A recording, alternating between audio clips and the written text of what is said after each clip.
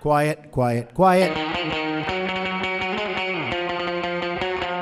Donald Trump has been president for 100 days.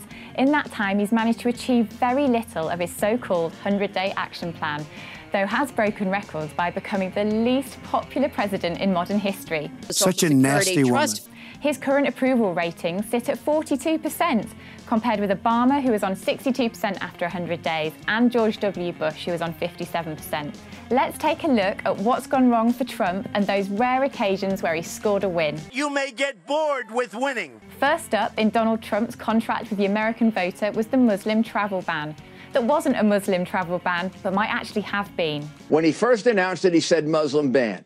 Trump maintains the travel ban was a great success. We had a very smooth rollout of the travel ban.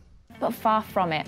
His revised version remains suspended until further notice. This was his first big loss. His second big loss followed soon after. Repeal and replace Obamacare.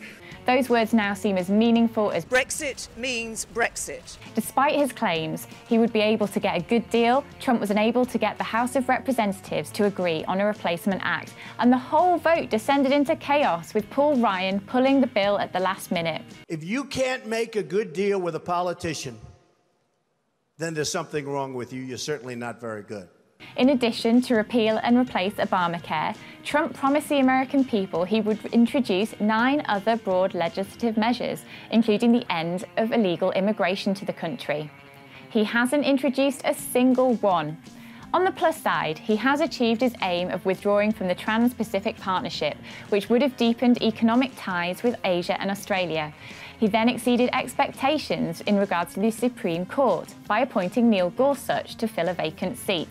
By nominating Judge Neil Gorsuch of the United States Supreme Court to be of the United States Supreme Court. He is widely considered to be a fair and independent-minded judge and committed to the Constitution. But he's also gone off-piste entirely. He took the Americans and the West by complete surprise when he bombed a Syrian airbase after a chemical attack in the country. Foreign military intervention was one of his big no-nos. He's also ramped up the pressure on China to take a tougher stance on North Korea. And the question of the relationship with Russia looms large over everything. I have nothing to do with Russia.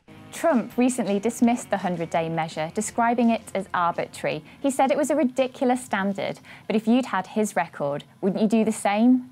There goes that relationship.